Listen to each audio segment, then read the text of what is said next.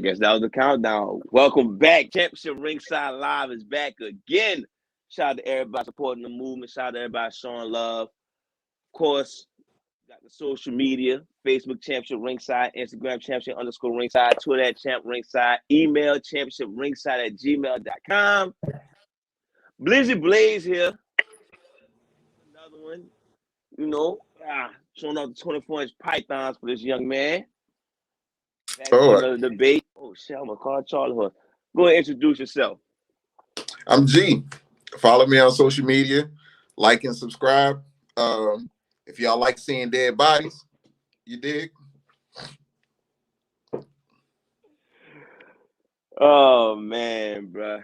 Happy basketball, everybody, bro. All right. Damn, I'm catching Charlie Horse in my leg. All right. I'm trying to keep play it off on cam, though. Let's see what we're talking about today. KD got hurt. So KD hurt. Now everybody wonder what's going on. So I think the top 4, maybe 5 seeds got like the same amount of wins, or they one away from each other in wins. Mm-hmm. So let's get straight into it, bro. I don't think I forgot anything, right? Nah, I'm about to say, give a shout out. We introduced ourselves. Let's get to these topics. All right. So the state of the East, which is like the State of the Union, you already know that, with KD being injured. Let me get my take on that first, or you want to go first? I could go. So I guess my thing was what we was talking about it was just talking about how the East gonna fold, how the East gonna turn out without KD. And right now we got KD hurt for originally was 4 to 6 weeks. Now they saying he out indefinitely. I think it's gonna be more than 4 to 6 weeks, but it's just the fact that what they're looking at is being careful with KD, right? Because the Nets in a position to where if they make the playoffs, they fine. And which we know they're gonna make the playoffs. They have to be a top 6 seed to stay out of the play-in tournament. With that being said, my thing was the Heat was gonna benefit from this the most. One, because the Heat at the time that KD got hurt was the 3rd seed, and they just got Bam back, right? Bam is your second best player. Bam fits your scheme well. Not only does he's your second best player and he fits your scheme well, he's an all-team defensive player, right? So positive on defense, positive on offense. He doesn't take away from anybody on your team. And now you get this man back, which is going to be an upgrade as far as your center position. So the way that he's looking, and if I'm looking at the Bulls right now, they kind of struggling a little bit. The Heat look like they primed to take over, like primed to be the 1 seed right now. That's what they're looking like. That's what they're looking like right now. You heard my introduction, right? Yeah, I'm saying that's what it looked like. The Heat look like they about to be the 1 seed. I'm saying the Bulls, what the Bulls on, like a 4-game losing streak? Hold up. When you say Bam, you talking about out of the bio or Bam Rubble from Flintstones? Because I'm trying to figure out. Hey, man, call. Bam. I was about to say something so reckless, so I'm not going. Nah, yeah, we talk about Bam out of bio. Bam out of bio. Yeah, he gonna push the Heat to the 1 seed. Man, the Heat the 2 seed right now. They passed up. What you call them yesterday? Looking at the record, man. Huh? You can't be serious. Bam out of the bio. They the 2 seed right now. I'm saying the Bulls are struggling. The Bulls the 1 seed. The Heat the 2 seed. The Bulls are struggling right now. KD hurt. Man, I said I won't the Bulls. The Bulls making the Bulls making a push. I'm sorry, I said the Bulls making a push. The Heat making a push. All right, I'm not going to try to smash on Bam. Bam is a good player. Not that good. So let's be clear. So we top 6 seeds. I agree with that. So me and you both can agree that the Nets are not going to fall below 6. Yeah, absolutely. So as I'm looking, Bulls number 1, Heat number 2, Brooklyn number 3. Hmm. Cavaliers, folks, shocked the shit out of me. Bucks 5, and Philadelphia is 6. Now, 1 through 5 all have 27 wins. The Heat have 28. So we talk about KD getting hurt. I feel like he left. Oh shit, he left at the right time because Kyrie is back. Even though Kyrie is only there for the visiting games, I think this. I seen a report talking about if Brooklyn pay a fine, he could play the home games. I saw that. Now, I saw that. if KD's out indefinitely, Brooklyn willing to pay that, Brooklyn still could finish the number 2 seed, probably number 1. Now, I personally think Miami. I mean, I said not Miami. Milwaukee's gonna make a come up. I think Giannis definitely playing defensive of the year basketball, defensive player of the year basketball, along with being an MVP candidate. The numbers he putting up, he. I mean, at this point, I know it's probably voter fatigue when it comes to Giannis, but I personally think they're gonna make a run, especially after the All-Star break. And Cleveland gonna probably come into reality once the season get more intense. The Bulls, they kind of give it that old what it is, that Nuggets vibe when after they traded Carmelo, how they were still good somehow. I just don't think DeMar DeRozan can carry them all the way to the end of the season at the number 1 seed. If they do, I still have Brooklyn being at least the 2 or 3 seed and I think they're gonna finish above Miami.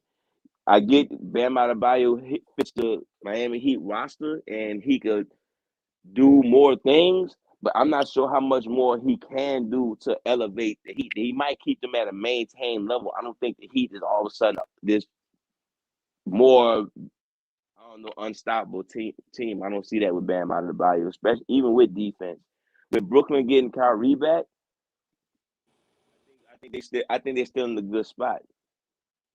Well, no. So when I'm You can lose Kevin Durant, my bad, but you could lose Kevin Durant. My thing is you're losing what the first, second, third best player in the league, but you're gaining a top 20 player along with having another top 25 player that's already there. Like James Harden not playing a quote unquote James Harden standard. He's still better than most in the NBA. So you got 2 of the top players in the NBA still. At worst, top 30. You name 30 players better than Kyrie and James Harden? I doubt it. They still got two. Still got two of the best players in the NBA. I can't say the same for Miami. I think Brooklyn's gonna be okay. so So no. I think Brooklyn's still gonna finish above Miami. And look, that's what you saying is cool if we playing Space Jam, if we playing 2K, if we playing in the park, all that's cool. If we saying that. What I'm saying is when it comes down to Kyrie and Kyrie and James Harden have a similar skill set. And with them having a similar skill set, they take turns. The reason why Kyrie works with somebody like James Harden or works with somebody like LeBron James is because he can shoot. He is a very skilled player. So when it comes down to him getting his buckets, you can have somebody who can rest on the end. And when you have those players around each other that you can't double because you have someone else that's so talented, it does open up the offense for them. What I'm saying is, without Bam, the Heat was a 3 seed. Now you add Bam, you lose KD, you lose Out of the bio. the Bulls. The Bulls lose Levine. Are they going on a slide? I don't know why they actually going on a slide, but I know the Bulls. They had Zach Levine got injured. I don't know if he played recently, but they're talking about him as far as injury was concerned. So I'm saying with the other stuff that's going on with the East, the Heat is getting healthy. So with the Heat getting healthy, I don't have who's the 4 seed right now? The 4 seed is the Bucks. Cleveland. Cleveland. Okay. I don't have no confidence in Cleveland. And I think the Heat can hold off Milwaukee for the amount of games that they have left. And I think yeah, until Philly actually decide to do something, because like are we betting on Joel Embiid's health, like for him to play 82 games this season? It doesn't matter. Philly can't do shit without Ben Simmons. If they don't But trade him for a similar piece, they're gonna say they play in that yeah, they five or need to six do area. something. So what I'm saying is the Heat really have a good chance to be the number one seed, and I don't see nobody standing in their way. I'm not saying that they're the best team in the East. I'm just saying that they have a So chance to be the number one seed, are because you saying that off of camaraderie? Like they all gonna come together and make this good run? I'm saying that based on the way that the team fits together and based on health. Because right now they're relatively healthy.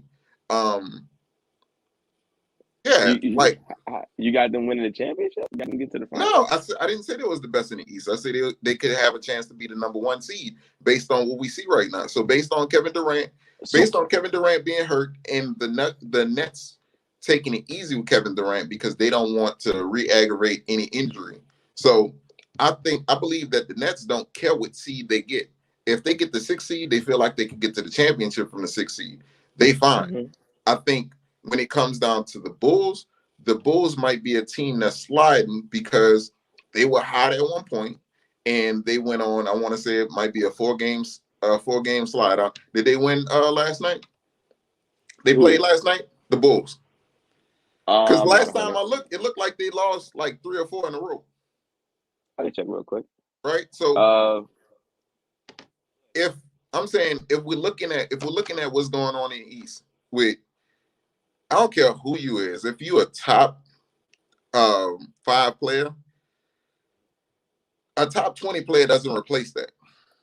Like it don't. It never happens. You're taking that entirely the wrong way. No, but I'm saying the top 20 player does not replace that. And now the top 20 player 4-game losing streak has a top 20 player has a different skill set, because KD is a person who plays without the ball, right? He can get the ball, he can get him, but KD can catch and shoot as well. Now you take Kyrie, who's a 6'2 point guard versus a 6'10 forward. We changing up the whole lineup, and this is a ball dominant person versus somebody who does not have the ball that often. So the dynamics are very different when it comes down to Kyrie and KD.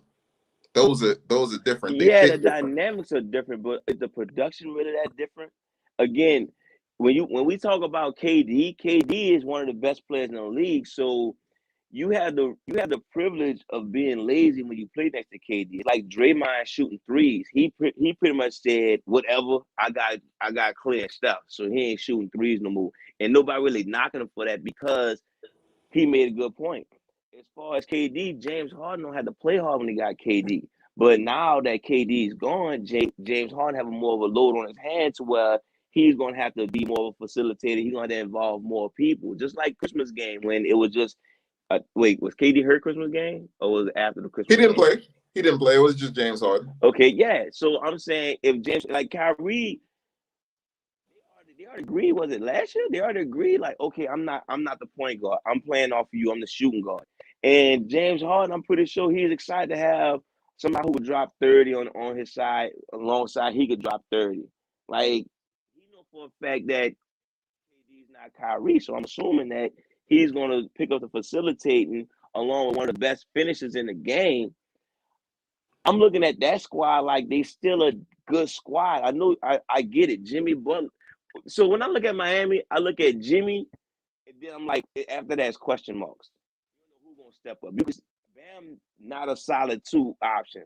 And if I'm being real with you, as much as I like Miami, as much as I like Jimmy, sometimes Jimmy not the number 1 option. It flips so much that you can't really sit there and say that. Like Kyle Lowry be fucking around and get 25 points while Jimmy Butler got 14. They don't have that alpha dog for me to feel like, oh, okay, they about to come through. This is why I'm believing the Bulls. This is why I'm believing the who the 4th seed again? Cleveland. Cleveland. Because Darius Garland, Jared Allen, who depending on when it comes down to that crunch time, them important points of the game, who we looking at? Sometimes Jimmy not the guy. Sometimes Jimmy kind of off. So I'm looking at like those moments come up. Brooklyn got two people who can handle that. Miami to Cleveland to Chicago. I know DeMar DeRozan hit some clutch shots, but I put money. Nobody gonna bet $100. He gonna do that the rest of the year. Nobody gonna bet that. And so the only two teams I'm looking at, which was my picks, obviously, is Milwaukee and Brooklyn. I think once the season start kicking in, those gonna be the teams that's really gonna put that pressure on, and you're gonna see the East show its true self. Well, no, so that's if you're talking about the playoffs. If you're talking about the playoffs, I got you. No, I'm talking about seeding also. No, but I'm saying if we talking about the playoffs, I got you. I understand what you're saying. When we talking about seeding, this is gonna be different, right? And I'm saying the reason why it's gonna be different is just because when it comes down to it, one, Cleveland, and I haven't watched the game, so I'm not gonna act like I know what the hell going on in Cleveland. But far as I know, Cleveland is winning based on defense. That's what's going on. Miami is a good enough defensive team. They have good enough defensive players to keep them in the game. They have pieces that fit together. Will they win? Probably not. But will they be the number one seed? Probably. And this is going to be based on what we have left in the East. That's all I'm saying. I'm saying when it comes down to it, based on what we have left in the East, I'm putting Miami at the 5th seed. And again, I'm willing to bet a jersey that they're going to finish above Brooklyn. That's tough on the strength of the two players we talking about. They will not give a fuck at the end of the season, so I can't put money on them. We talking about a gangbang in a wannabe philosophist, whatever Kyrie called himself. I don't know what he called himself. And James Harden, he look like he be straight whatever he got. Like we talk about RUSS nonchalant attitude. James Harden out there chilling. Would I make a bet on this? After that indefinite shit, we talking about could be toward the end of the year. And I think if they feel like they're in a good enough spot, then they're gonna sit him. Yeah, they're gonna fall back. Miami, I can see Miami shooting for the top seed, just on some get a fan something to hope for type shit. Well, it's not only that, because if you don't want to go through the gauntlet, right? When it comes down to going through, like, you don't want to have to go through. Say you mess around and you have a 3 seed, right? And you have a 3 seed. If you have a 3 seed and Brooklyn the one that fall down, you might have to go through Brooklyn, right? If you beat Brooklyn, then you mess around in the 3 seed. Now you hit the 2 seed. Who will probably be the 2 seed? The Bucks. So you're gonna have to go through Brooklyn. You might have to go through Brooklyn. You might have to go through the Bucks. You might have to, if the number 1 seed is the Bulls, if we just keeping it like that, then you have to go through the Bulls. And this could possibly be 7-game series before you even get to the finals. So you don't want to put yourself through that. That's why seeding is important, because you don't want to put that wear and tear on your body during that time. You want the path of least resistance. So if you get the number 1 seed, you get somebody who barely supposed to be in the playoffs, or probably not even supposed to be in the playoffs, and you could go ahead and knock them off pretty easily. And then you could mess around and you catch the 4 seed, which might be Cleveland, right? I doubt it. If they Cleveland or Philly, probably not supposed to be there in your hardest series. You mess around and you get either Brooklyn or the Bucks. So you mess around and you might get them after a 7-game series. So let them fight each other, let them beat each other down, and then we take on the winner of that series. And that's what you want to position yourself for. You talking about if you Miami? Yeah. Miami don't gotta take what it takes to beat neither one of those teams, bro. But again, if you don't, you still want to put yourself in the best possible position. You don't want to put yourself in a position to where you going through 7-game series to see them, and then you're going to see them on their home court. You want to put yourself in a position where they got to come see you after they play the 7-game series. And even if they beat you better than put I do, yourself. man. To be the best, you got to beat the best. But I don't hear that have them beat each other and all that nonsense, man. Look, let's wrap this up by give me your sense.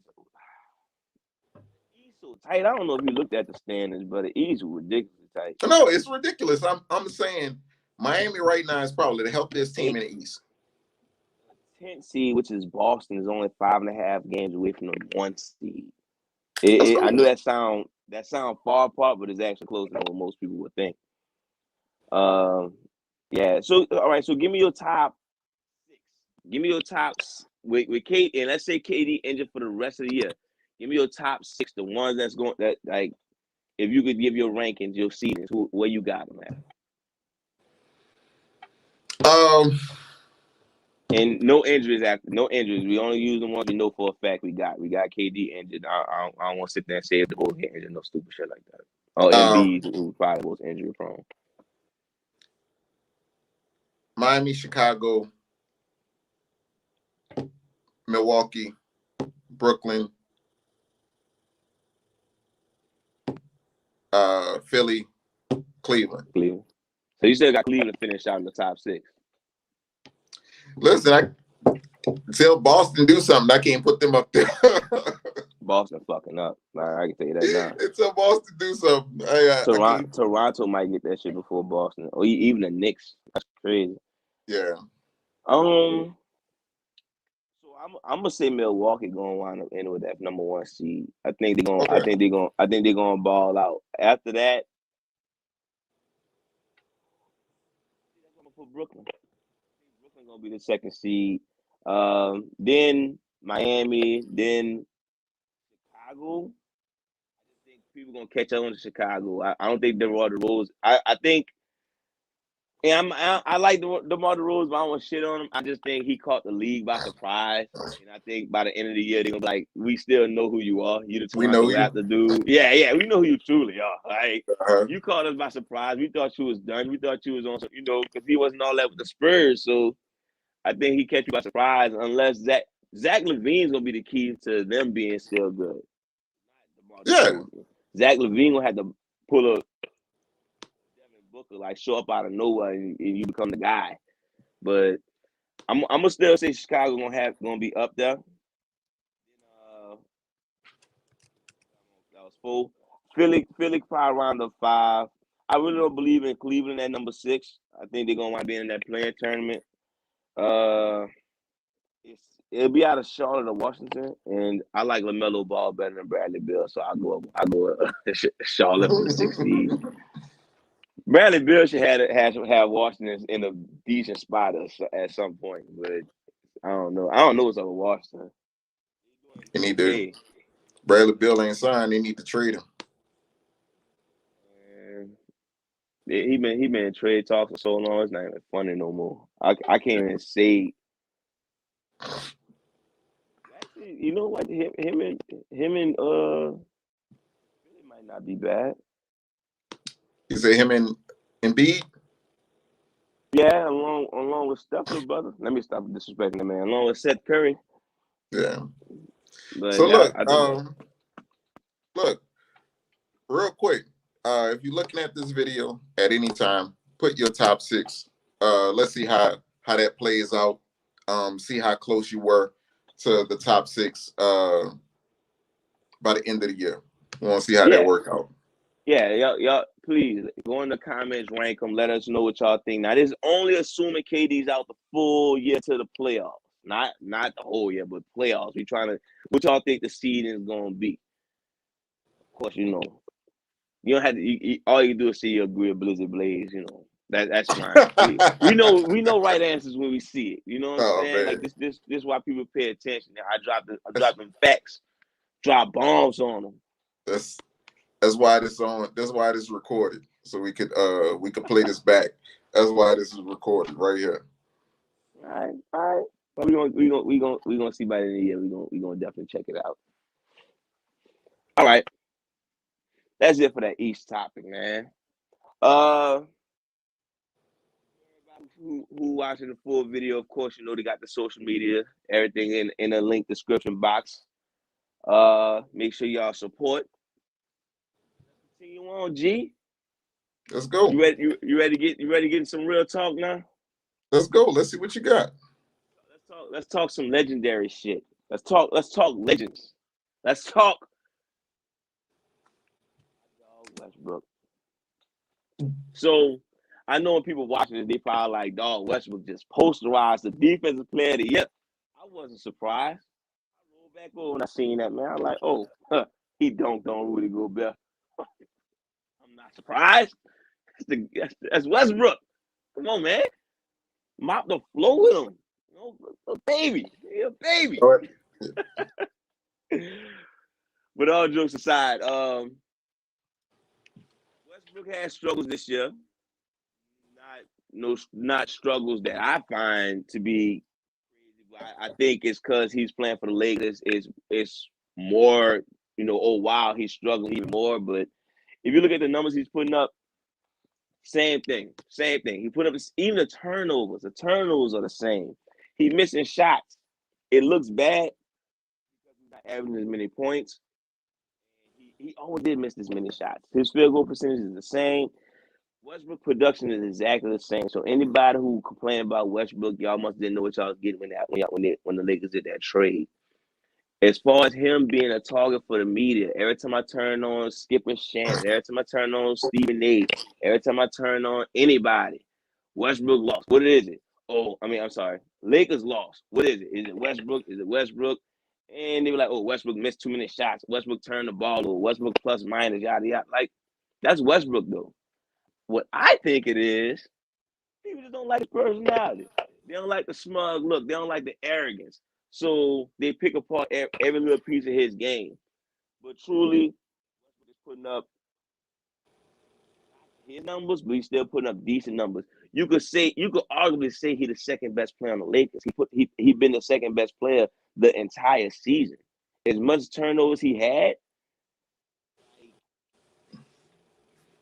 that's pretty much the only knock you can have. Again, if you want to knock him for his defense, that's cool. I'm a rebuttal with saying what point guard playing defense, what elite point guard playing defense. I know Chris Paul, but that's Chris Paul. That's he live and die off playing both sides of the court. I never knock him for that. But beyond that, if they're a defensive point guard, they're not nowhere close to the top elite point guards. And yeah, that's my whole thing is Westbrook is easy target because of his personality, not because of his play. All right, so I guess when it comes down to Westbrook is not an easy target because of his personality. It's definitely to do with his play. It is to do with him playing with LeBron, because once we look at players that have played with LeBron James, the third best player always takes the brunt of the blame. When you look at what happens when you play with LeBron, LeBron gets all the praise, you get all the blame. That's just what happened. That comes with the territory. When they went to Miami, Chris Bosh got all the blame. We started talking about him like he was soft. Started talking like, why don't you go to the goal? We crucified Chris Bosh, and I didn't. I liked that dude, man. He shouldn't have cut the hair. That's what he fucked up at. But I'm saying that's what the media did. They crucified Chris Bosh. And when he went to Cleveland, they started crucifying Kevin Love. And Kevin Love, third best player on the team. That's kind of what happened. And even when they got rid of Kyrie, and just matter of fact, just talking about Kevin Love for a second, Kevin Love just kind of broke down like how he was used to playing. Kevin Love was talking about like the way that you used to playing, used to getting the ball close to the goal, getting a couple layups, then you bring your game outside, and then you get to the free throw line, and then you go to the 3-point line. He said, when I started playing with LeBron, I wasn't able to play like that. It was like you start off at the 3-point line, and if you start off at the 3-point line and you cold, you just cold. It just is what it is. So the way that the construction of the team is built around LeBron. With all that said, going back to Westbrook, like Westbrook, when it comes down to the numbers, most people or the media is no longer impressed with the triple double. We don't care. And I'm saying we don't care like I'm part of that. We don't care. We You're don't part care. of it. Don't talk front. Well, You no, don't I'm give a just saying, fuck I'm about a saying like I triple was double. part of the media. I don't care. I don't. But you know, nah, I ain't part of the media or nothing like that. I'm just saying, you know, I'm just over here. Why we don't care? I'm just because it does, like, at the end of the day, that's not what matters. It's not. It don't really. All get a triple double. We impressed. Sometimes it's. LeBron get a triple double. We impressed. You say what? James Harden, Kevin Durant, Steph Curry. I'm trying to figure out who has So the impressive triple so double, or no, did I'm saying Westbrook just kill triple double? no. What I'm saying is the triple double is still an impressive feat.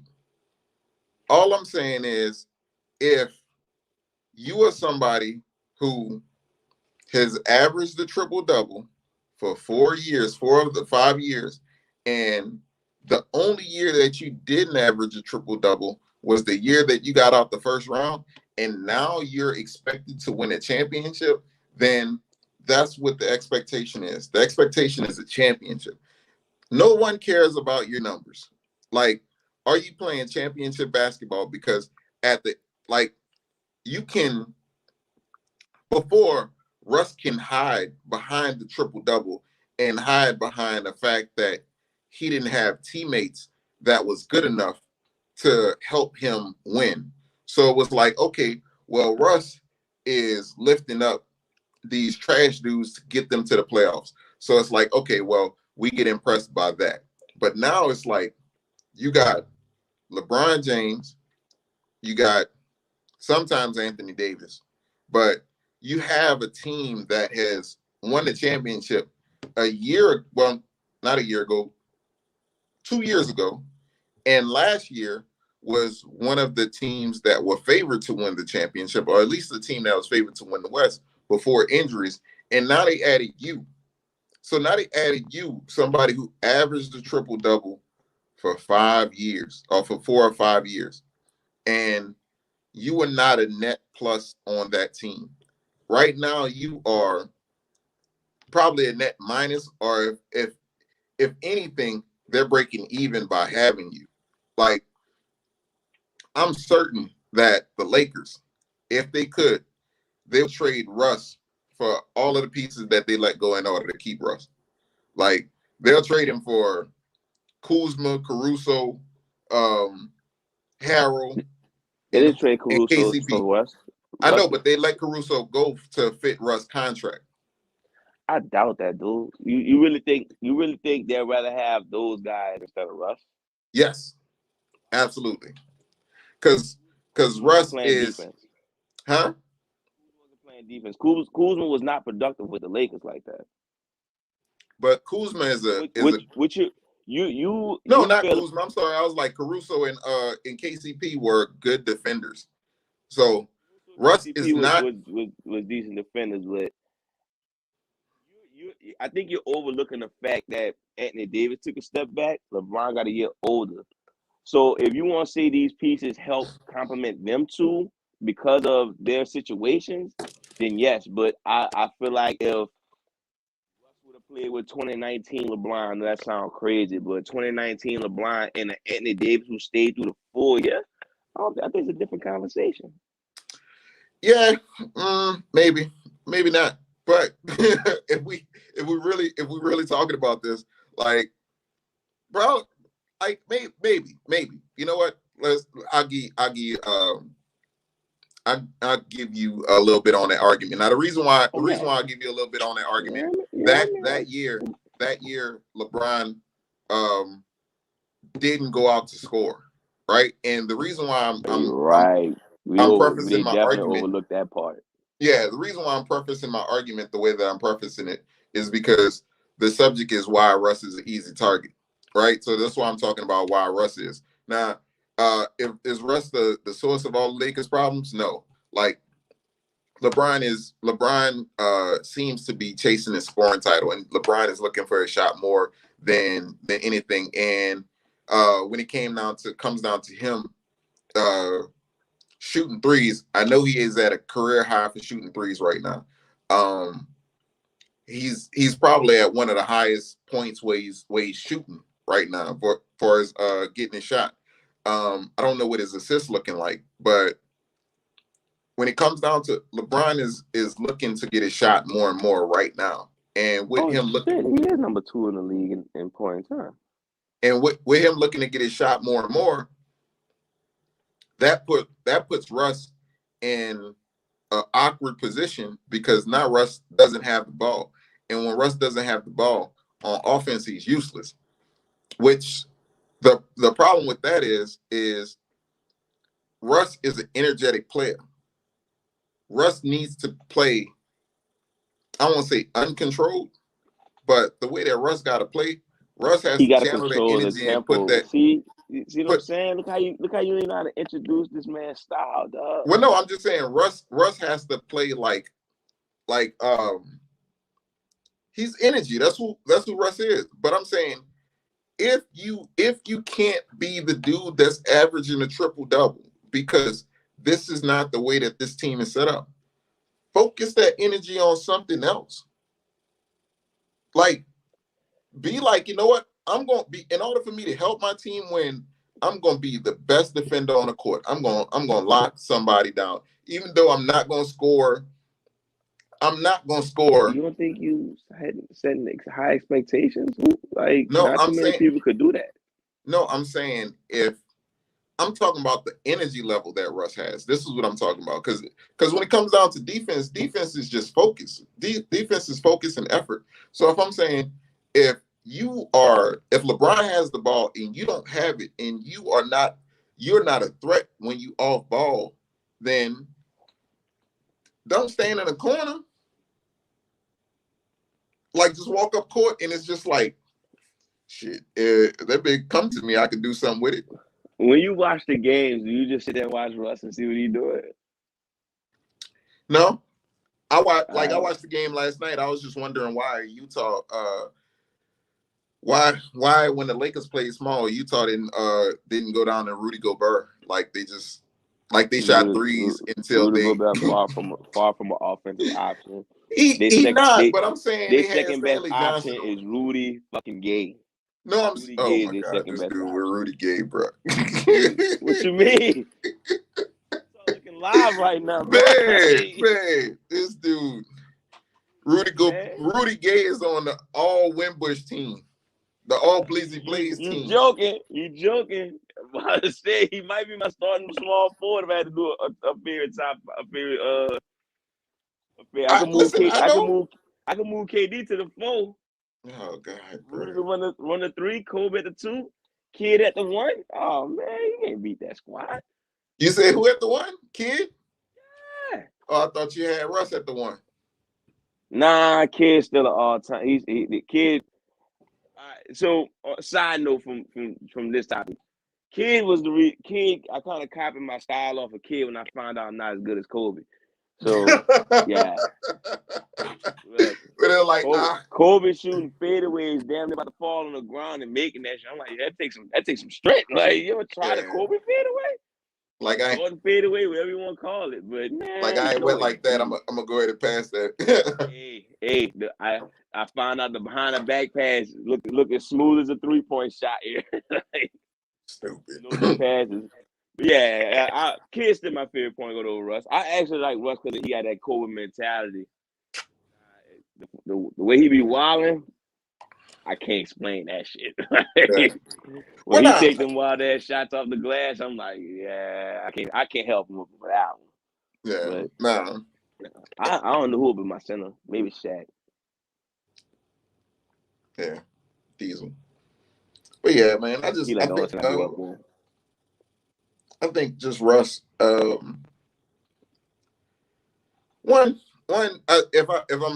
I'm evaluating the Lakers and seeing how they would be better, obviously LeBron got to take some brunt of it. Russ got to take some brunt. AD Vogel got to take some brunt of it. Once I'm looking at Vogel last night, and I'm seeing Russ and LeBron on the bench, and it's like if LeBron on the bench, you got to let Russ like run with the second unit, like let him play at his tempo. It's like that's when you let him do him, because that's like if you don't have anything, but if you don't have anything with Russ, you at least supposed to like let him run. And I think LeBron is probably playing too many minutes a game too. I don't think he control that. I think he want to do that. Yeah, I think he want to Frank do Vogel that, gonna but I'm lose his just job though. Like, cause the fact that like you just pretty much broke down every reason Frank Vogel might lose his job. Number one, he a defensive coach when that's probably the worst part of their game. Number two, the rotation off. Like if you really could see that Russ and LeBron don't produce like that, then split them up.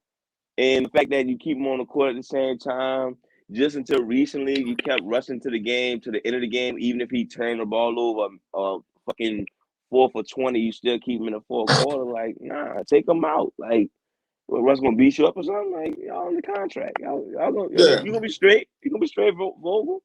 I think, And I if think I'm gonna lose giving my him a job, I'm chance gonna lose it on my because terms. You feel me? Because I said if I'm gonna lose my job, I'm gonna lose it on my terms. Because they can, LeBron and Russ can play together, but like for the most part, they not. Like if I'm having LeBron at 30 minutes and I have Russ at 30 minutes, or I probably could have Russ more time than LeBron. But if I'm cutting LeBron off at 30 minutes, then what that looks like is the time that LeBron is off the court, which is 18 minutes. That 18 minutes, Russ has the ball and we running. So it's when you get the ball, run, we sprint. That's what it is. It's coach called offense. That's what we doing. And it's at least until AD come back. And that's what you do. And once you do that, if Russ has to go sit and LeBron come back in, cool. You're gonna start it, probably finish the game with them two together. But other than that, like you have to find a way to bring out the talent in all your pieces. You can't just say, well, LeBron and Russ my best two players right now, so I'm gonna have them playing these rotations. Nah, you gotta make it where you have to put Russ on the ball where he can create, he can score, he can play his game. And even if he only is handling the ball 18 minutes a game, then make that 18 minutes while LeBron is off the game and you can use him to his fullest. I feel that. That like I said, everything you just stated is the reason dude might lose his job. Like Yeah, he really gonna it. What I see, I'm gonna use this as my last statement. From what I see, I guess I need to relate it to the topic. So Westbrook is an easy target because nobody wants to fire the coach immediately because I think people still have that trust in LeBron of okay, even if we the fifth seed or the sixth seed, even the seventh seed, LeBron showed throughout his history that season really doesn't matter. Like I could win a game on the road. I could beat the Warriors in the Warriors house. I did that before. I could beat all these teams in their home court. So I think that's why LeBron's lackluster about it. And I think that's why they people not coming for Frank Vogel neck yet. Even though some people are, but I think they're not going too heavy. So the only person you can point at, and the only person who's not gonna give a fuck when you point at him, is Westbrook. Look at him. yeah, Bad, turnovers bad. He don't care. He's not answering questions in media. It's like yeah. y'all looking at are y'all on basketball reference looking at what he's doing? It's the same thing. Like it's the same exact thing. I get it. He's with the Lakers and he's in this big ass microscope. Like I never, bro. Even maybe when LeBron first got to the Lakers, but not. There has never been a time where every Lakers game is getting talked about. Every single game. I don't need to watch a Lakers game. I just watch Skip and Shannon in the morning. They're gonna break the shit down, go at Westbrook neck, and call it a wrap. Praise LeBron for whatever he's doing, which is like he's part of that too. Right. But yeah, Westbrook is easy target because he has the personality to be an easy target. And I'm just gonna say, like, when it comes down to his numbers at this point, we don't care. About his numbers, then you can't sit. He he's not known for being this winning point guard. Winning point guard. When I say that, I'm not trying to knock him and saying he's a loser. I'm saying just like you always want to acknowledge, first round exit. So why would we think a first round exit player will come in and do and elevate? I think he's there to get when he get to the playoffs, let LeBron get his sit downs and work some chemistry with AD. But that Yeah, we could kill that subject. That, like I said, you think the numbers, you think it's numbers and it's viable. I think it's unfair. So yeah, we'll let the audience decide on that one. yeah, Go ahead comment in the comment section. Let us know how y'all feel about it. We gonna be quick to respond on that also. Of course, got all the social media links in the description box. Y'all make sure y'all hit that up. All right, G. You good on that topic? yeah. I'm good. I'm good. All right. Now we're about to get to the fun stuff. Well, it has been fun, but we're about to get to the I guess the legacy conversation. We'll call it that, right? Yeah. All right. So let's see how I'm gonna introduce this. So me and you always had this debate about all timers, players, where they rank at, how you don't respect the '60s, I don't respect the '90s, yada yada. We go all over the place with these debates. But one thing you don't like when the card I pull is the evolution card. You don't like the evolution card I pull. And I'm a firm believer that the game gets better and better as we watch. I personally think you could take Oscar Robertson and put him in the 2000s. Is it 2000s? No, the 2010s. That's the heaviest point guard time. I think 2010s when the most point guards in the league. You can't. I don't think Oscar Robertson will come in and do what he did because I think there's players who are evolved above that. Mm-hmm. Uh, Wilt was a freak of nature, so I don't really count him. The freaks of nature I don't count. Wilt, Magic, LeBron. I think those three, top of my head, could go in any decade and replicate what they did because the physical specimen that they were. Like in what era somebody gonna stop Magic from being Magic? In what era somebody gonna stop LeBron from being LeBron? But y'all wanna talk about the '80s? Bullshit. LeBron still built like fucking John Cena. Uh, and Will Chamberlain. I mean, as much as you don't like his personality, heard the stories. Who the fuck stopping him? Like that it's a debate. If Shaq could do it, that should speak volumes. Definitely, Shaq can stop Will or be as strong as Will. It's a debate, it's a conversation that is not even true. So this all goes around Jordan. I personally believe Jordan average 30 like that. I don't think he'll dominate the players in the league these days. I think uh it is on wax, so I guess I said no. He'll be a shinier DeMar DeRozan. Shiny. He'll be shinier DeMar DeRozan. He'll be a another good name, folks. Another good description. He'll be a cleaner Kawhi Leonard. Okay. That's how I look at MJ. The fact that MJ averaged 30 all those years, I do think that has to do with the '90s more than anything. So I'm not gonna sit there and say, oh, just because they had Patrick Ewing and Olajuwon in this era, that Jordan won't average even more. I think that these dudes watch the game. And of course, when I say the evolution of the game, I'm taking the knowledge that they got from watching Jordan. Just like Jordan. Jordan took his knowledge from Dr. J, David Thompson, all those guys. I think LeBron James, Kobe Bryant, Steph Curry, Kevin Durant, James Harden, I think all those guys are going to use the knowledge they use from Jordan, because I know we talking this different universe shit, moving him over to another era. But I think the evolution of basketball, Jordan have a hard time hanging with those cats. Not hanging with them, he'll still be one of the best, but I don't think he'll be this crazy score because of that. I think if he go against Kobe, I think Kobe give him work. All right. So Kobe know all his moves and So more. whatever. Okay. That's not facts. So he know his moves, but he's not as good, and that's cool. That's fine. He knows all his moves. The numbers He's prove me not. right there. And look, let's Yo flow, my bad. Yo flow, go ahead. let's get into one of the things that you mentioned was freaks of nature, right?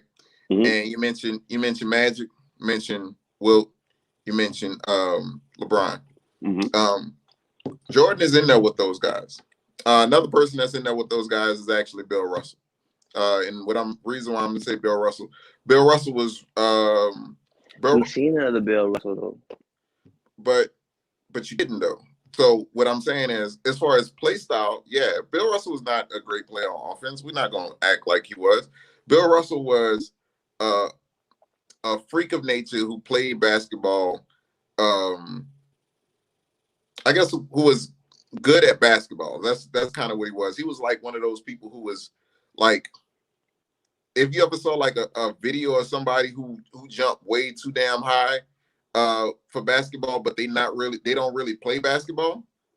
Like one of the dudes that he probably play on a football team, and he got like a 45-inch vertical, and it's like this dude uncoordinated or something, and he dunked, but his armpit by the rim. Like that's Bill Russell. Like this dude was I want to say he was third ranked in the high jump when they went to the Olympics, and he was invited to the Olympics for the high jump, but he decided to play basketball. So I'm saying, like, on that level, like, he was a freak of nature. When you're talking about Michael Jordan, and we don't actually know how high his vertical is, but on all accounts, he has one of the highest verticals ever. So higher than anybody in the league right now. For his speed, faster than most of the people in the league right now. And if you wanted to verify that, you look just to be clear, my bad to cut you off, but just to be clear, we talking 93 Jordan or 96? No, 96 Jordan was like 96 Jordan was, how old was he? It was 32. 32. Yeah. So that's probably not the peak of his athleticism. So 91 to 93? Yeah, so somewhere around there. Okay. I'm just trying to get a clear picture of where you trying to direct. Yeah. So like when Jordan came in the league, like you saw the athletic gifts that he had. So that's just something that he did. Like if you're looking at for his steals, you see the speed that he has, right? So far as his hand size, he has the same hand size as Kawhi. Like this dude was physically gifted. And what I'm saying is, if we're talking about the evolution of basketball, and I'm not just talking about Michael Jordan, the way that the game is set up today, prior to 2004, 5, the game has been set up for perimeter players to exceed. All right. So I'm not going to say just Michael Jordan is going to be a person who's going to. To be clear, what happened in 2004? They eliminated hand checking. What about the defensive 3 seconds? They installed that also. What you mean defensive 3 seconds? I think that's when they installed that rule too, huh? What you mean by it? Defensive 3 seconds? Yeah, like what you mean? You can't stand in the lane no more. Okay, so if you take the person where you can't stand in the lane no more, so you can't just wait in the lane, and you can't prohibit somebody who's faster than you from getting to the goal to a person who's fast and he does his work at the rim, that's going to be a benefit to him. So for Jordan, I get that, but I'm just saying, okay. So what I'm saying is, for Jordan, smaller guards, for guards, period, perimeter players, this system that's in place is going to be beneficial to him. And it's not just that. Not only you get extra steps, right? So they implemented a 0 step. I don't know exactly when that came about, but they implemented a 0 step. And that's why James Harden's step back is not a travel.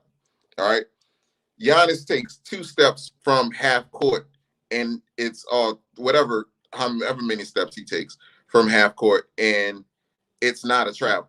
That's because they have a 0 step when you start to gather. So they have those things, and the way that they count those steps as far as you gathering and different things like that, it's going to be a better situation now for a guard or a perimeter player than it was back then. Who is going to be harder on?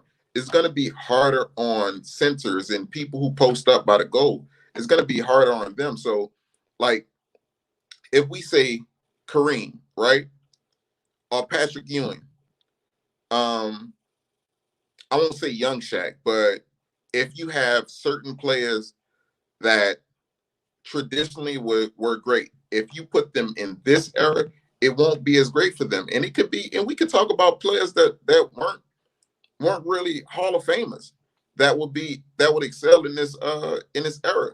And obviously, Dale wouldn't be as good as Steph, but Dale will excel in this era. If you're talking about,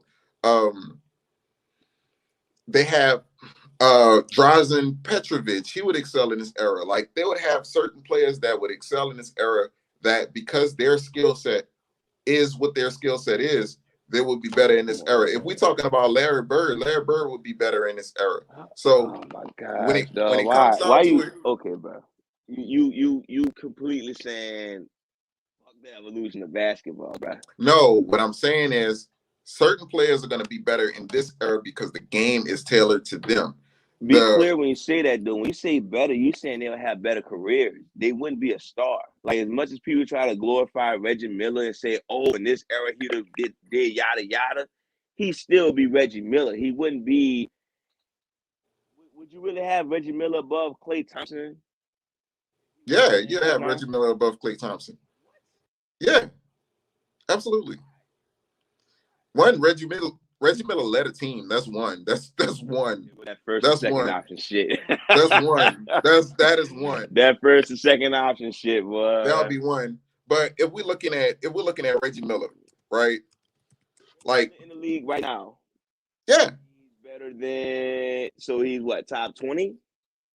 I don't know what he will be. I'm saying where we put him at. Okay, so he wouldn't be top 5. He wouldn't be better than Giannis, Durant, LeBron, Steph, whoever you have at 5th, Joker, I guess. He wouldn't be better than Embiid. So I'm trying to figure out where he'll be at. Would he be better than Trey? So look, let me and I want to look this up, right? And just looking to see Reggie Miller for his career averaged about 4 threes a game. Klay averages 7. Like, if we go to with Trae Young and Steph average for his threes per game, it's going to be higher than that. I'm just saying, with Reggie Miller, the way that Reggie Miller plays, right? Reggie Miller plays just like Steph. Like, aside from he doesn't dance with the ball or whatever, but he runs off screens, catches the open shot, or catches the open and then he shoots the ball. So the way that Reggie Miller plays is tailored to the game today. And if you're gonna say that the reason why Michael Jordan couldn't play in a game today or wouldn't be as good in the game today because of threes, he'll be as good, not better. You have to say that Reggie Miller would be better than he was because this game is all about threes. So the way that Reggie Miller played an average where he averaged in like 4 threes a game. Larry Bird, he probably averaged 2. And I'm looking it up now. With Larry Bird averaged 1.9 threes a game. I'm just saying, in Larry Bird's, his career high for threes was 3. And this is at him at 41%. I'm just saying the way that this is, and Larry Bird 6'10". So are you adding points to what to their play style or something when you calculate this? Because no, I'm not. I'm looking at Reggie Miller like I'm not adding points to their. I'm not adding points. I'm not calculating anything.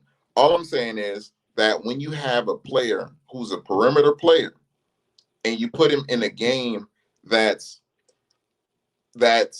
more perimeter friendly, he's going to be better.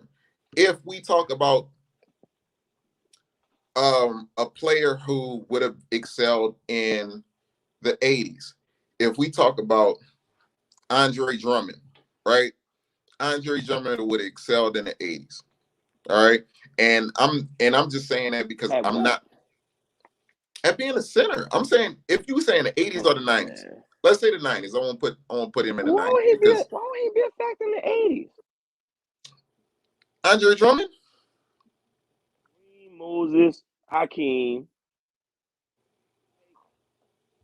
What we putting? When we say he'd be effective in the 80s, where we at? he's not. I'm saying he's not in the league right now. So what we putting him at? If we saying that he's a top 5, a top 10 center in the 80s, and he's Who's no top 10? longer Give in you the name a 10. league, Name a 10 is weird.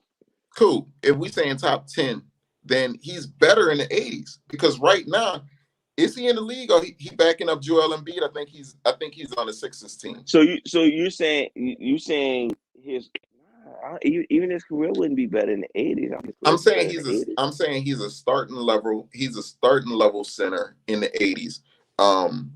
He probably has a couple All-Star appearances. I don't know if he has all NBA teams or whatever like that, but the way that his play style, I'm missing centers when I talk about this. I'm saying the way that his play style is, he can play in that era because the way that the era is everything is closer to the goal. Like the way that everybody gets their points is closer to the goal. Andre Drummond is a great rebounder. He can't shoot free throws, but he can. That's what I'm saying. Like if we saying Jahlil Okafor, it's probably better in the 80s and 90s. Man ain't playing league in like 4-5 years. He probably had the same career everywhere you go, bro. where he messed around and he out the league in 3 years? No, he was in the league for a while, but Jahlil Okafor. Look, this is how I feel.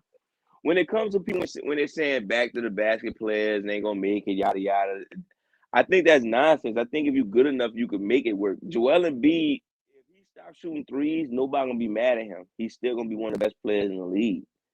I think it just the way you play. You got to learn how to be dominant at that position. So Jahlil Okafor, yeah, his style would have made it in the 80s and 90s, but what kind of points he putting up? It's even worse for him in the 80s and 90s because they got better defensive players under the goal. So I don't see that when it comes to Joel Embiid. No, I'm saying, and I ain't say Joel Embiid. I think but no, my bad to cut y'all, but that goes for Andre Drummond too. Like we said, we put him in the league with all these players, but again, the competition, just like if you move any center on back, they will have a harder time. I think they'll pass up the same numbers, but I think they'll have a harder time. Just like you move any wing or point guard to the 2000s, 2010s, and forward, they're going to have a harder time in that. I think Jordan would run into more skilled. The way I look at it like this, when we talk about Jordan, how you feel about Jordan versus Kevin Durant as far as just strictly scoring? How you feel about Jordan versus Kevin Durant? As far as I think like if we just talking about skill scores where you can put a bucket up anywhere, Kevin Durant is probably the greatest scorer of all time. If we just talking about like anywhere on the court, give me a bucket. Well, I want you to compare him to Jordan. That's how I just want to see how you feel about that. What I'm saying is, and this is what I've seen Kevin Durant struggle with, or what I've seen Kevin Durant have an issue with. I've seen Kevin Durant have an issue with physicality, and that's what I've seen. Okay. And what I'm saying is, right now, Kevin Durant doesn't have to deal with physicality because physicality is prohibited. If you put Kevin Durant in a place where he has to deal with physicality, does that change him? Like if we put Kevin Durant's physical, and this is what I'm saying. So when Jordan, and just thinking about how this played out, what Jordan did is when Detroit busted his ass all them times, he went in the weight room and he got stronger because that's what he had to do. Mm-hmm. Does Kevin Durant do that same thing? Probably. So does Kevin Durant change into that guy? Probably. But if we just put Kevin Durant's trajectory on how it is and not dealing with physicality and always struggling with physicality, and you put him in a physical era, then that is going to make him worse. He's still going to be great, but that's going to make him worse. What I'm saying is, it's hard for me to dig into that because people say the same thing about LeBron. And look, this is what I'm saying. If you take somebody who does not fare well with physicality and you take the physical element out of it, they're going to be better. That's all I'm saying. So when it comes down to Kevin Durant does not deal with physicality well. I've seen this on, I guess, a couple different occasions. Look how they trying to save you. They can't save you. Oh no, I was still here. I'm still here. I understand. They trying to kick me out. Like, wait, hold up. They gave you a break. Yeah. They gave you a little water break. That's all it was. Nah. They like no rebuttal to him. That's what it is. It's like Mick, put him on the side. Throw in the towel. But no. Like, so I'm saying when it comes down to Kevin Durant, you've never saw him struggle when it comes down to physicality. All right. I can agree that he struggled with physicality. I can't agree to say that, he was in another era, he still wouldn't be as effective. So the whole reason I actually set you up for that, to see how much similar scores are Jordan and Kevin Durant. Wait. Your audio is, your audio is trash right now.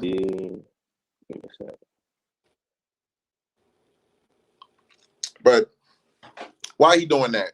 I'll go ahead and kind of go over it. I think the difference between Jordan and Kevin Durant, what Jordan is going to give you the edge as far as scoring, and Kobe does this same thing. Jordan goes to the spots that he's comfortable with. Jordan shoots where he's comfortable with, and when it comes down to putting pressure on the defense, he's not really concerned on where he's going to score. He's just going to score. So if I'm saying that if Jordan shoots from 3 spots on the court and you can't get him from those 3 spots, I don't care if Kevin Durant has 18 spots on the court. No, it doesn't matter. It doesn't really matter to me. All right. So let me school you on this. Did you get all that? Did you? Because I know you was gone for a minute. Like, so to be clear, you're saying Kevin Durant wouldn't be as good as Kevin Durant in a more physical era. I'm saying that's what that sounds like. Yeah, that's correct. Because if we look, and when I'm saying Kevin Durant wouldn't be Kevin Durant in a more physical era, I'm not saying Kevin Durant will average 20 points a game or anything like that. That's not what I'm saying. I'm saying that I'm walking into something anyway. You good? No, I'm saying I'm not saying that we average 20 points a game. What I'm saying is, if you have a player that struggles with physicality, then they'll struggle in a more physical era. That's it. That's as simple as that goes. So could you agree Jordan struggled with physicality at one point? I think Jordan is actually Jordan is one of the best finishers after contact. Oh my God. Would you say Jordan struggled with contact? No. This Jordan shit gotta go. No, the dude literally went to the weight room after getting beat the fuck up by Detroit. He did. He did. So he kind of struggled with physicality, right? That's not the same thing.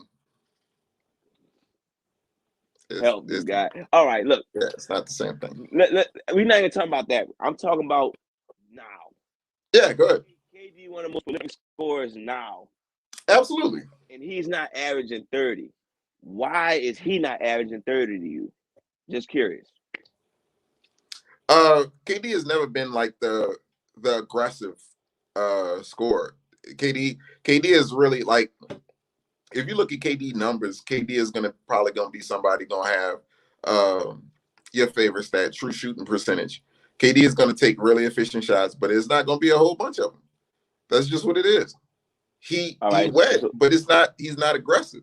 So who's the aggressive scorer this era? What? James Harden, I guess. James Harden is aggressive when it How comes many down to times he scoring. averaged 30? Twice? Probably three times. 3 times. 3 times at least. 3, 4, something like that. Okay. So and he's a very, very heavy 3-point shooter.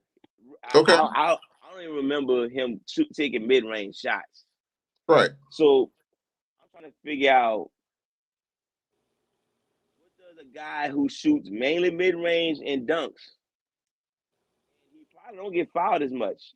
If you think about that, he probably don't get fouled as much just on the strength of he's always going to the goal. How is he going to average more than 30? Because he already averaged 30. I give him the 30. I give Jordan the fact that he probably averaged the same.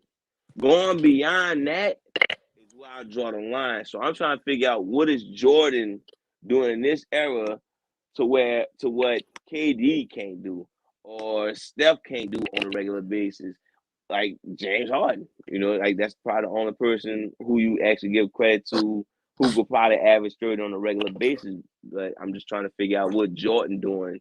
The fact that Kawhi Leonard, LeBron James, like I said, KD, Steph rarely averaged 30. Like you're saying because Jordan an aggressive scorer, he's gonna average 30 on a regular basis. And I don't see it. Well, how many times did Jordan average 30? It's Like 1, 8, 2, 9. 3, 4, 5, 6, 7, 8. 8 times Jordan is I would average. think you know that off jump, bro. Nah, 8 times Jordan is average 30. All right, That tatted on your back or something. and with those 8 times that Jordan has averaged 30, he shot the ball on average 23 times. Not only on average he shot the ball average 23 times, he's averaged about 52%, right? In addition to that, when it comes down to his field goal or his free throws, he's getting to the line at probably about eight times. So what I'm saying is, in an era that's softer, right? This is a softer era. So when it comes down to getting fouls, it's going to be easier when you go to the goal. It's easier in a softer era. In addition to that, you eliminated the center position. So you essentially eliminating the center position where you have like 5 or 6 centers in the league right now? Like, it's not that many. Like, it's not the era of centers and enforcers where you have basically you have a dude who's just big and not supposed to play basketball in Charles Oakley, and you have somebody who averages 3 blocks a game on damn near every team, which I'm saying Patrick Ewing. And it's probably like 2 blocks, whatever. But you have those people willing to meet you at the rim. And in addition to that, you have physical defenders who are up in your shit. So we get rid of Charles Oakley and we replace him with Bertans, and we get rid of fucking Patrick Ewing and we replace him with I don't know, like any goddamn center that's probably would have been 6'9", center that doesn't really whatever, and you can't touch him. It's going to be easier, so his field goal percentage is going to be higher because it's easier for him to get there. And that's what I'm saying. When it comes down to this, and this is not just Jordan, this is going to be pretty much all of perimeter players. They're going to be able to do this because this is how the game is. This is how the game is played. So a Dominique average 35 now? I don't know if Dominique averaging 35. Like he gonna get 30 one season. Like he gonna get 30. He gonna 31 get season 30 a couple before. seasons. I would think he plays a similar style as Jordan, so I would think he would average. He would go up there too, right? Well, no, I'm not saying that he's gonna get 30 every season, because I'm saying if Jordan got 30, fucking, I'm looking at it 8 seasons, he might get 30, like 11. Okay, all right. We could just we could let everybody decide on that one. Um, I'll give my closing statement. You can rebuttal. We can kill it after that. All right. So when we talk about, so just to give you my explanation of this evolution in basketball. When we talk about point guard, the original point guard that most people rely on is Bob Cousy. When you move from Bob Cousy, you go to what? Jerry West or Oscar, however you want to put it. Magic, which I think Magic is the pinnacle of point guards. Then you have Stockton or Penny, however you want to look at it. Then you go with Kidd, Nash, CP3. If you look at it, it all grew into, I guess you could say CP3 the last point guard that you'll base things off of. But besides Magic, CP3 probably better than everybody I named as far as playing a point guard position. As far as the shooting guard position, shit, who was the shooting guard before Jordan? I guess you could go with Jerry West and Pistol Pete maybe. Jordan come along. Now, if you think Jordan is the pinnacle of the shooting guard position, that's fine. I think you could go with Jordan or Kobe. Then you go to James Harden, who pretty much redefined what he does with the basketball. Shit that Jordan and Kobe never even thought of doing. This dude took advantage of the rule book. Fuck killing somebody. I'm just take over you by the rule book. Go to small forward. We start with Elgin. Then I guess move forward to Dr. J, Larry Bird. All this leads down to LeBron James, Kevin Durant. You want to go to the power forward? It went from Bob Pettit to Tim Duncan to fucking Anthony Davis. Center probably that didn't evolve like that, because I mean, you want to say Joel Embiid and Joker are way different from Bill Russell and Wilt. That's true, but as far as production, it's probably almost the same. But even still, Wilt and Bill Russell not passing and shooting like Joker and Embiid. The game evolved, and that's why I'm getting at. I'm looking at Jordan. He would be the guy. He would still be the guy, but he wouldn't be the guy with Kobe sitting in front of him, especially with the knowledge that he put into the game. That's the only reason. That's the reason I'm saying that. Jordan put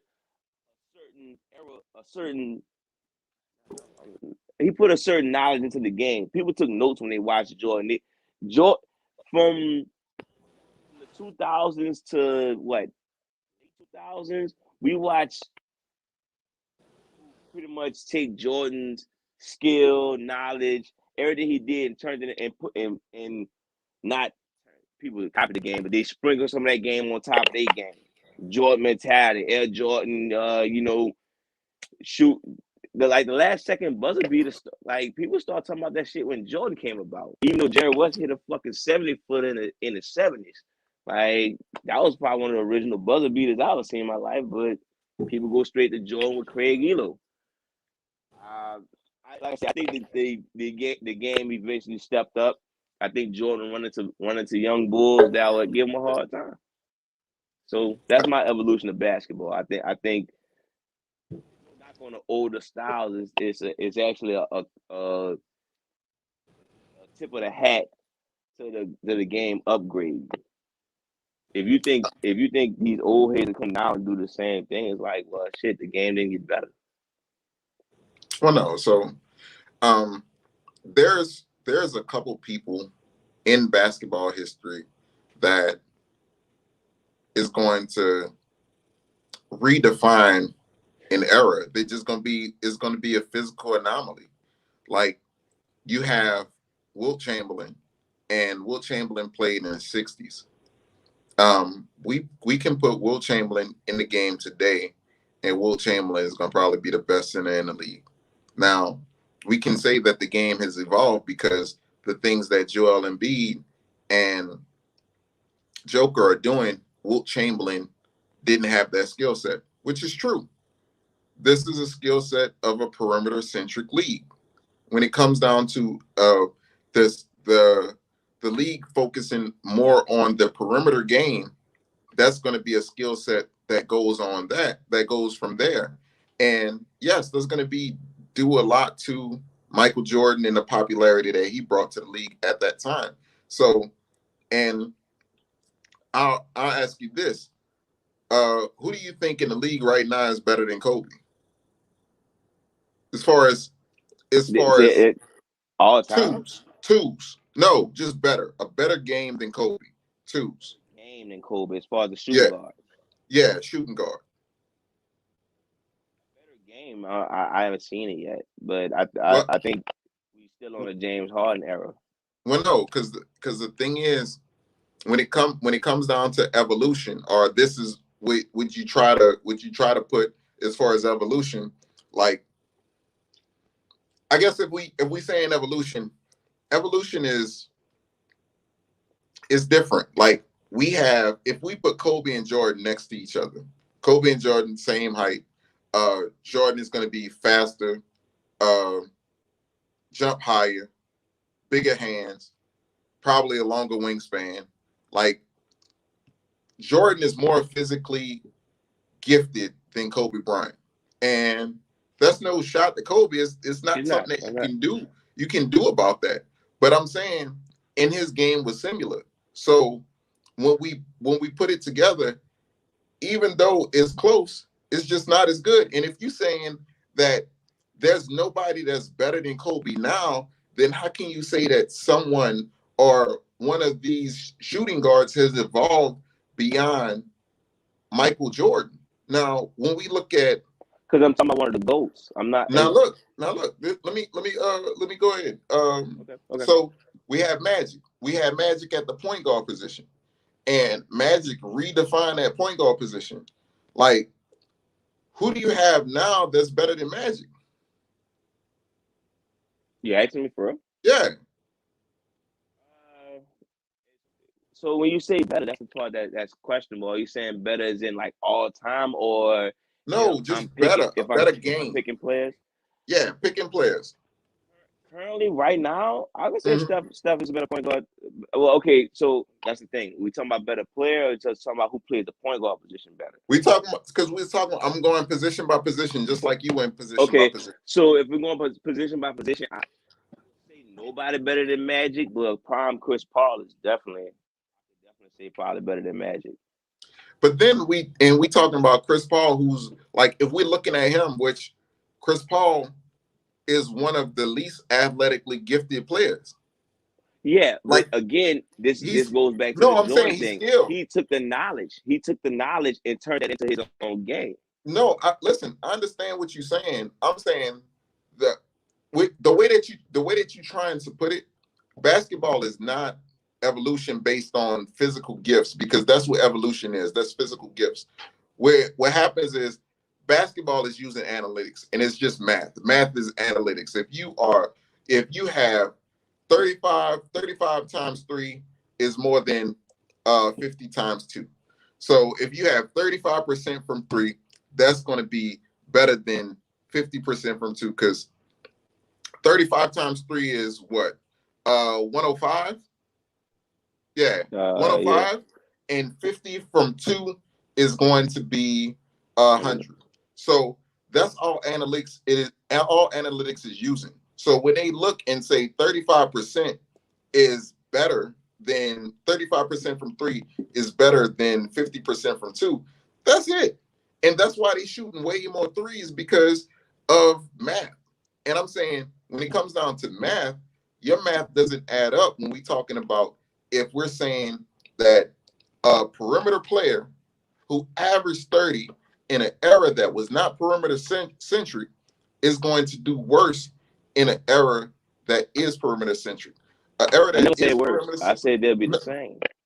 Or even if you're saying the same, when it comes down to the the path of least resistance. If you have basically saying that the same player is going to play against worser. If the same player is going to play against not as good defense, then that player should have more points. It should be better.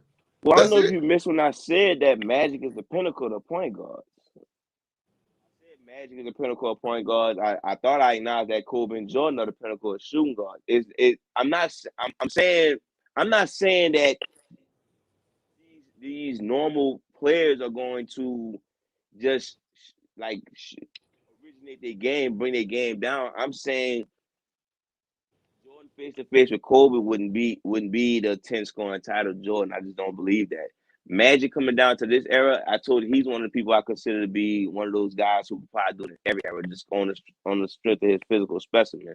As far as what Chris Paul brings to the table versus Magic, again, I'm just saying Chris Paul's game is definitely, you could definitely see where he probably paid a lot of attention to Magic and John Stockton the way he played. That's all I'm saying. Like we wouldn't have the way Chris Paul wouldn't play the way he played with one for Magic. That's all. That's what I'm saying. And no, I agree with that. Every era is going to learn from each other. What I'm saying is, when you talking about applying what was learned, like I could teach you what I did, but if I could do it better than you, I'm still better than you. Like even though you learned what I learned or learned what I told you, and you learned from somebody else, if I can still apply it better, I'm still better than you. Wait, so you saying no matter what people learn, Jordan is gonna be better? No, that's not what I said. I don't know how you got that. What I'm saying is that is the point of the conversation. No, this is what I said. Okay. I said I can teach you what I teach you. If I can apply it better than you, then I'm still better. Right? Muhammad Ali. Let's use people for example. So because let's stick to the Kobe and Jordan. Mm-hmm. Let me know where I go wrong at when I say the statement, because I'm trying to see if I'm on the same page as you. Kobe, you can steal my mid-range fadeaway. I still do it better than you, so I'm better than you. Is that the quote you're trying to say? Yeah. All right. So I can agree with that part. I'm saying Kobe didn't stop at learning Jordan moves, just like LeBron didn't stop at learning Jordan and Kobe moves. They go beyond that. Kobe linking up with Hakeem Olajuwon learning the dream shake. Kobe watching these other players learning how to do the step back and shit like that. This is the part I am talking about. Now, and I'm saying that because that's what I actually seen. I can't sit there and say, oh, like I see people saying, oh, Jordan would have been in this era, but he would have learned how to shoot the three-pointer better. And it's like, you can't go off that. You can't say that. No. And I'm not saying that Jordan will be a three-point shooter in this era. What I'm saying is because what he did, there's less resistance to what he did. That's it. I'm not saying that Jordan is going to all of a sudden shoot 5 threes a game. No, he's not. If he shot 5 threes a game, he's going to be worse. What I'm saying, if he shoots, and I'm saying if he shots 5 threes a game, he's going to be worse. What I'm saying is his angle is downhill. There's no center there. They can't touch you. You can go to the goal, and if they breathe on you, it's a foul. So go to the goal, and that's what he did. When he got older in the game, he started shooting more mid-range jumpers. So when it comes down to getting to where you want to be, then you can do what you want to do, and he's gonna put up his numbers. He's gonna put up better numbers than what he did because his efficiency was always crazy. And there's less resistance. You don't have great centers anymore. Like you don't have great centers because you got Rudy Gobert, who you mess around and you decide not to pass him the ball after you've shot 15 threes and didn't make a shot, and you don't trust him to give him the ball when Stanley Johnson is covering him. There's no great centers in the league anymore, and it's so bad at this point. They keep on giving the same people. That's not who making the defensive plays no more, though. No, but I'm saying they're not. I'm saying when it comes down to the resistance at the rim. Mm-hmm. right? So even you say when it comes down to defenders, who's guarding anymore? Point guard. It's all wings. It's all the wings doing the work. Which ones? I mean, if you name the top defensive players, they all wings. Kawhi, And Clay, Draymond, Giannis, Bridges. If I keep going, I mean, I'm saying you name like you named two wings and I mean, yeah, you named three wings and two of them was hurt. I'm just saying this year. I'm saying because Kawhi and Clay was hurt. I'm not. Drake. I don't know off jump who all No, is but I'm that. saying But no, but put it this way: the best defensive center would be Gobert, probably Embiid right after that. But even then, I consider Anthony Davis is a better defender than both of them, and Anthony Davis is considered a wing defender. So well, no, I guess you lumping in fours with wings. I'm saying like when it comes down to and I think of fours as like but that's what it is these days, G. You like yeah.